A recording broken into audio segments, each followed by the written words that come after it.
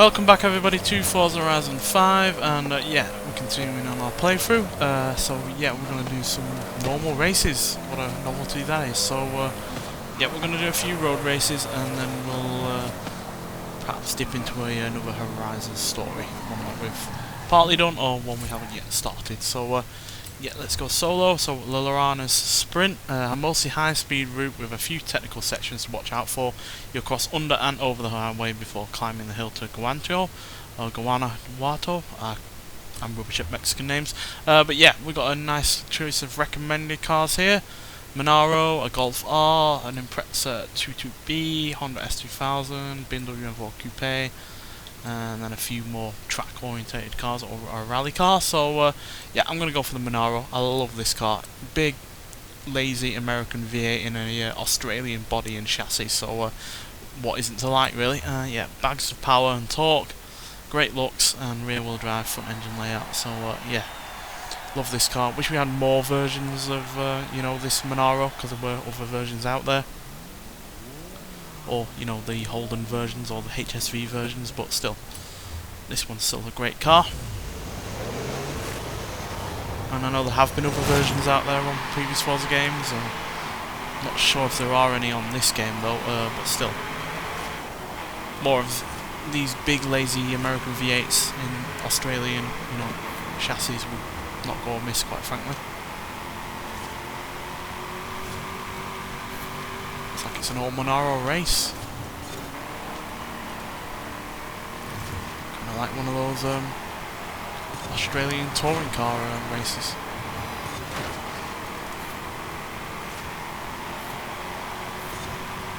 Minus the racing liveries.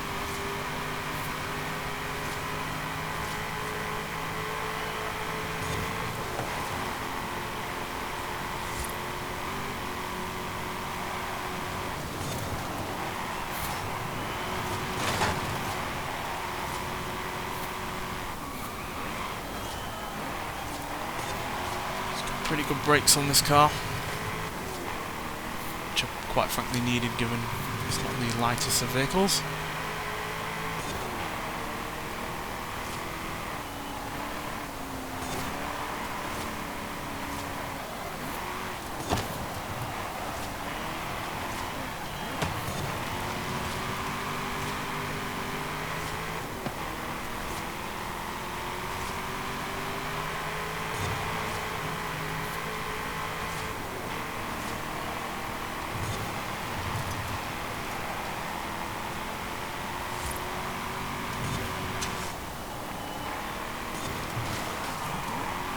Good thing about having a single make race is obviously it comes down more to talent than you having more power than them or more grip. So it is a little bit more challenging and obviously also a bit more rewarding as well.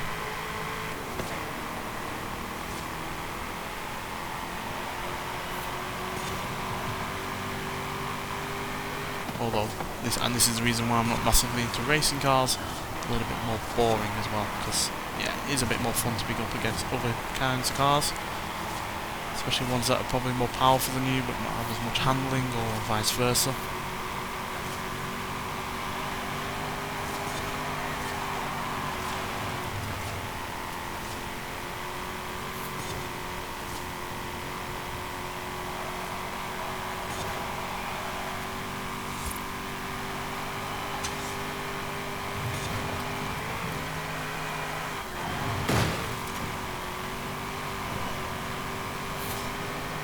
Final stretch to the finish. 148 across the line. So yeah, love the Monaro. I'm really glad it's still on in the Forza series in this game. So yeah, let's move on to another race once we get all our level up and whatever else. If it'll load. This game, like I said in my Extreme Off-Road Silly build video, the recent one, this game's been really dodgy lately. Not saving properly, not, you know, letting you come out of an upgrade menu because it's not letting you save at all. It's gone in an endless save loop. It's crashed, it's done all sorts really, so yeah, and it looks like it's having issues right now. There we go, yeah, those loading times are way worse than they used to be. So yeah, not sure really what's going on, but yeah, let's we've got another road race right up here, so we'll do this one. The Panoramica Sprint. Escaping from the city centre, this route climbs into the hills overlooking Guanajuato, hence its name. A duo of hairpin turns bookend the route, leading to dramatic overtakes. Okay then.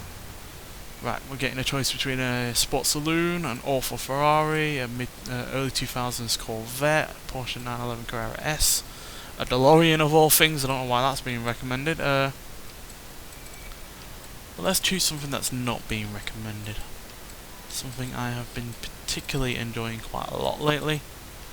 Yeah, we're going to go for a muscle car. We're going to go for the last car that was part of the car pass. Yeah, Mercury Cyclone Spoiler. Let's see what this is like against other muscle cars or other class of cars that are similar. So yeah, I adore this car. I really do hope that we get more classic cars like this, because the next several cars, most of them are from, you know, post 2000. They're not pre 2000, so I hope that we get more classics in the future. We obviously do have plenty more weeks in the car pass, but still, I want more classics. The only two properly old ones that we're getting in the next few weeks are the Jaguar XJ13 and the Lamborghini Espada. Two cars I'm really looking forward to driving, but I would have liked it to have been a bit more split down the middle between old and new. Obviously we're getting that rare, ultra rare version of the XJ220S as well. Or the XJ220, it's the S version done by TWR, so yeah. Oh dear, did not mean to hit that lamppost.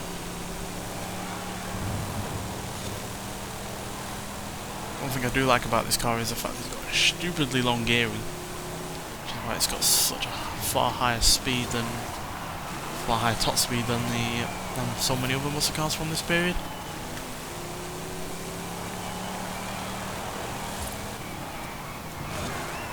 It's not like you can say that it's a big lazy automatic that it's dealing with as well. It's 4-speed Hurst manual gearbox going on in there.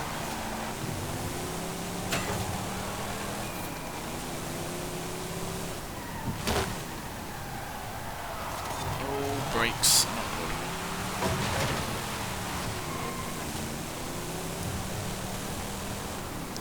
good. Yeah, as much as this tries to have the pretension of being a sports car or a sportier version of the standard car, it's, yeah, not particularly sporty. But as per usual with muscle cars, it's sometimes just about the looks and the straight line speed than anything else.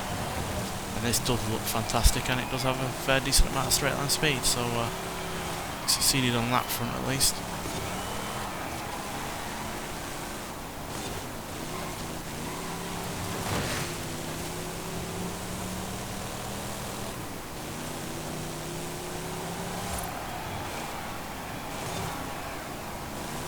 Not like to turn in. No surprise, there's a hell of a lot of weight over those front wheels.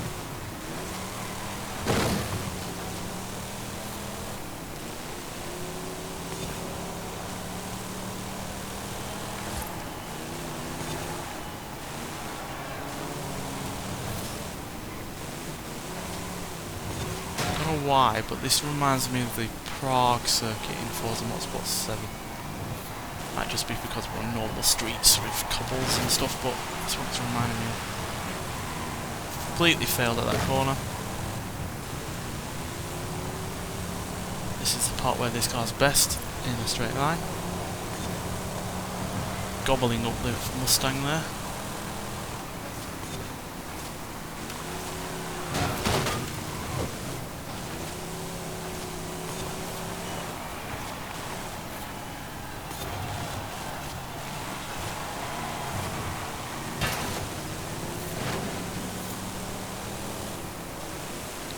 We have not done very well here. Then again, I wasn't really expecting this car to be great. I just wanted to enjoy it in a racing scenario.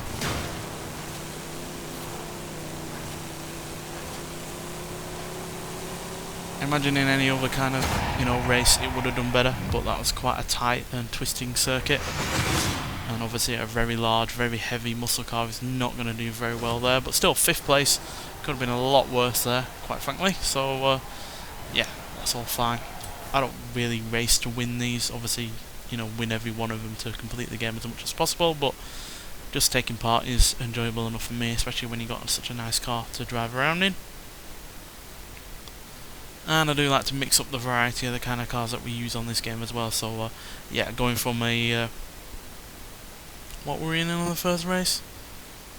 A Monaro, which is obviously a more modern kind of muscle car, to a properly classic, original kind of muscle car, is a bit of a varied take on it in terms of driving. Obviously, it's still V8 powered cars with rear-wheel drive, but different in pretty much every other regard. Right, there's another one down there.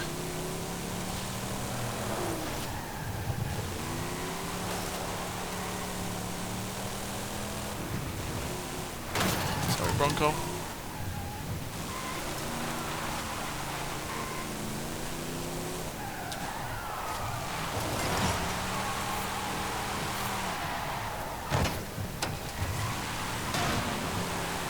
Cathedral circuit.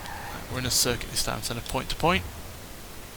Highly technical circuit that threads around and underneath the narrow city streets of Guanajuato, passing numerous landmarks along the way. Take time to time your overtakes carefully. Alright, so we're going to go for something a bit nippier in this one. I think a Mini. Yeah, let's go for some hot hatchback fun. Let's go for a Mini. 208 horsepower, front wheel drive, light as anything, but nippy as well, and this is the kind of circuit where this is going to excel. Obviously it might well have excelled on the last one, but I want to try out a muscle car. But yeah, let's see what these hot hatchbacks can do on this circuit. It's a shame that we've not had a Mini, a modern version of one of these for a while now. I know we've had the Countryman,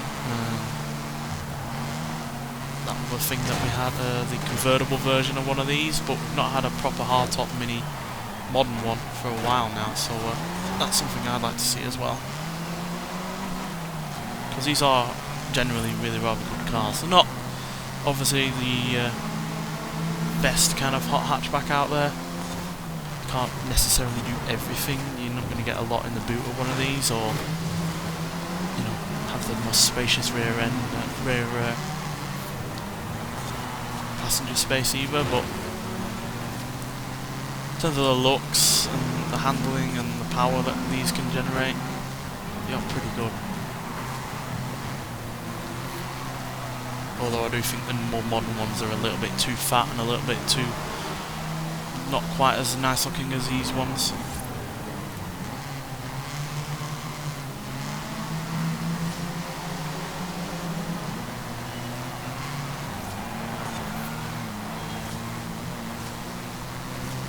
Still, these are good cars. And the GP version is even better. Although you have to sacrifice a lot of what makes a hot hatchback with that one.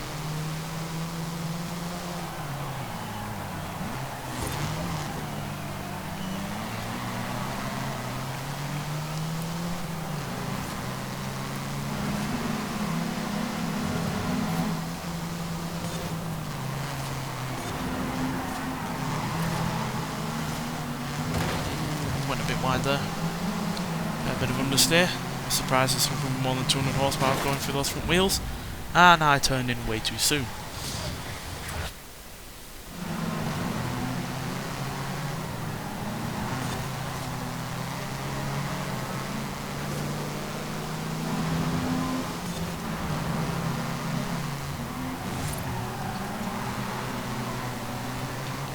Oh, did it again.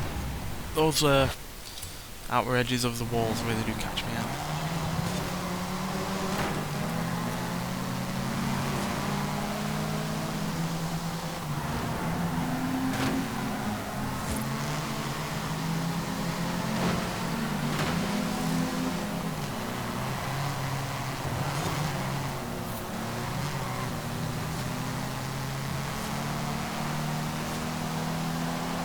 on, catch the Civic.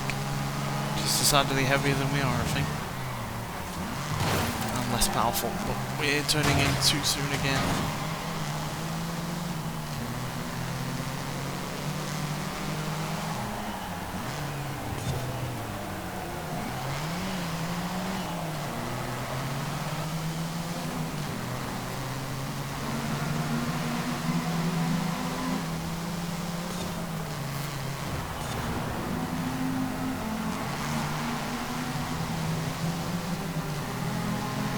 To beat the Civic.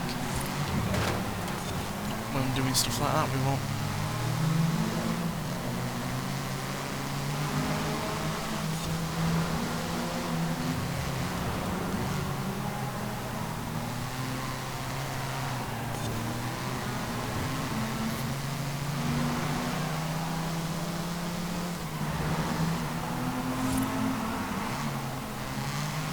Yeah, this car has a lot of understeer. Quite able to handle the power it's got, but it's more likely down to my stupid driving that we've lost that one. Definitely quicker on the straights than the Civic, but that's got just a better handling just due to it having slightly less in the way of power, so therefore it's got less understeer to deal with. Understeer being the death knell of any front wheel drive car that's quite powerful. Still, we weren't that far behind, only 0.4 of a second, and we definitely had the faster lap. We just weren't really able to be consistent enough to really drive home any advantage that we did have. We get a wheel spin. That doesn't give us anything that we need. Right, let's move on to our Horizon story. I think we'll do the photograph stuff because we've not done that for a while now. If it doesn't take forever to load like it has been. Don't know why it's taking so long to patch this. I don't know what they've done recently to make it behave like this, but it's been a real pain. And obviously when you're trying to do videos and stuff like that, you want to be able to do it as quickly as possible in terms of, you know, preparing for a video, so doing upgrades or anything like that, and when it's behaving like this, it's not very helpful at all. Right, so photos up here. ¿Qué onda, amigo? I found something. Drop by when you can. Okay, I'll be right there. Let's get something fast. What have we not driven yet on one of these playthroughs?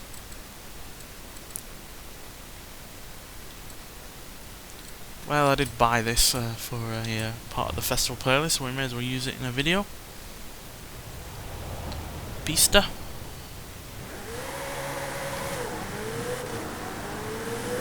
In 200 yards, turn right. Turn right. Sounds pretty good in these city streets. Oh dear. Turn left. So obviously with all these buildings around, it's going to echo somewhat. At the roundabout, take the second exit.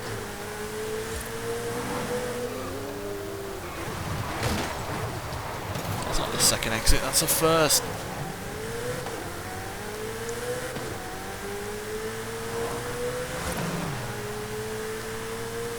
Yeah, lightning quick Ferrari.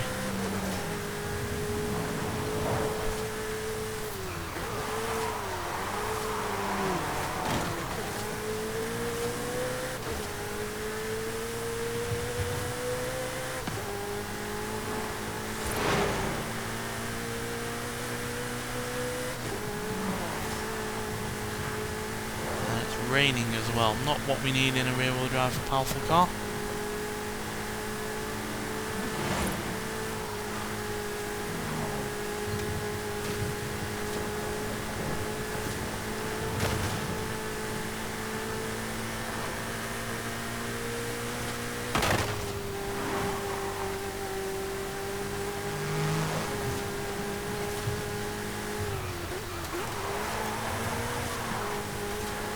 In 400 yards, you will arrive at your destination.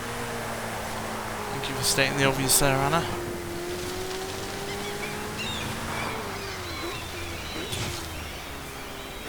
You have arrived at your destination. El Camino de Sidney, Wolverstone. Bit of a mouthful there.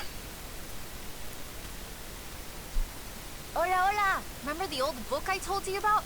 I went and dug it out of a box at my padre's place. I want to try and find something.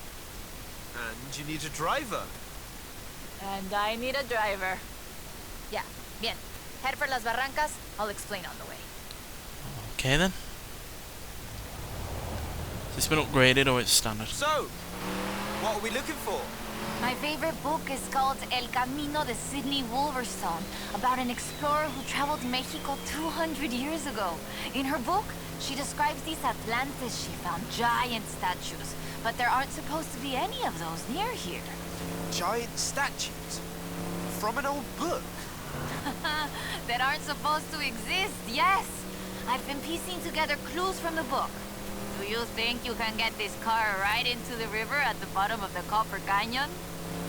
You really don't know me very well. Yeah, this has been upgraded. El Caminos did not have 5 gears originally. At least it means we've got more speed on our side.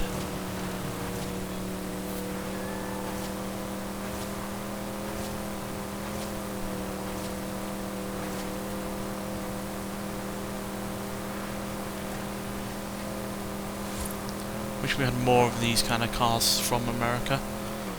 It wasn't just Chevrolet that did their version of an Ute. It was also Ford did their own versions as well. We've never had any other versions from America like this before. Only ever been the El Camino, so it would be nice to have other ones to go alongside it. The wonder of Mexico. There used to be 6 separate rivers which came together to create the landscape that we're seeing now. 4 times larger than the Grand Canyon, covering 25,000 square miles. Oh, and the green color in the rock is why it got that name, copper.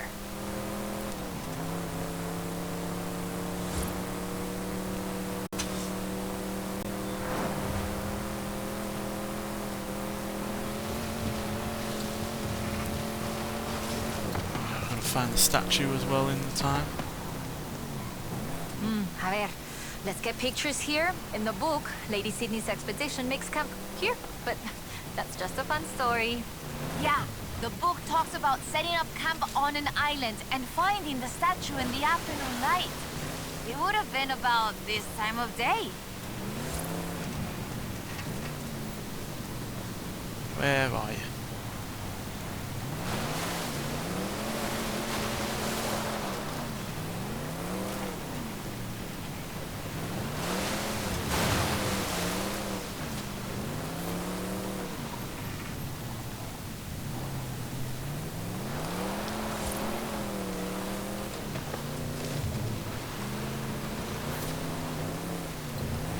Now.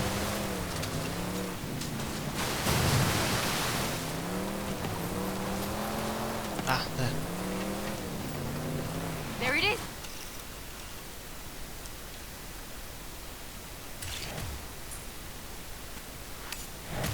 Got it. Just in time as well.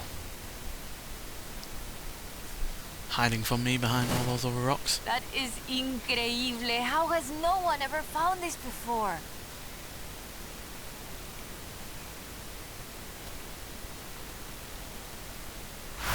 3 stars, yay. Just over 3 minutes. About 30 seconds to spare there. Hola, amigo. According to the book, there is a statue at El Arco de Cabo San Lucas. Wolverstone said she found it at sunset, but I thought we could try an experiment. I've worked out where the book says the statue should be. We can set out and reach the area around mid-morning and see what we can find. Or the other option is we get to El Arco just as the sun sets. If you believe the story, that's when we'll find the statue. Okay then, we'll do that in the next playthrough probably, because we've also got the Lucha de Carretes to do as well, and another one of these to do. So obviously you have to do them at certain times, and we've still got V10 to do, we've still got more of these test drivers to do, still got the Born Fast to do, and we've done the Vocho, and yeah, we've got these 2 test drivers as well. We've done this test driver, and we've done this test driver as well. So we're not done that many, to be fair, but we are part way through most of them to some degree. So yeah, we'll continue on with them at some point, and obviously we've still got the festival playlist stuff to do. No, not the festival playlist, the festival unlocks to do. We've still got 3 of those to do. We've got the Colossus, the Gauntlet, and the Titan to do. So we will get around to them. We've not got that much to do actually, to be honest, outside of the Horizon story. So yeah, but nonetheless, thanks for watching, and I'll see you in the next one. Bye.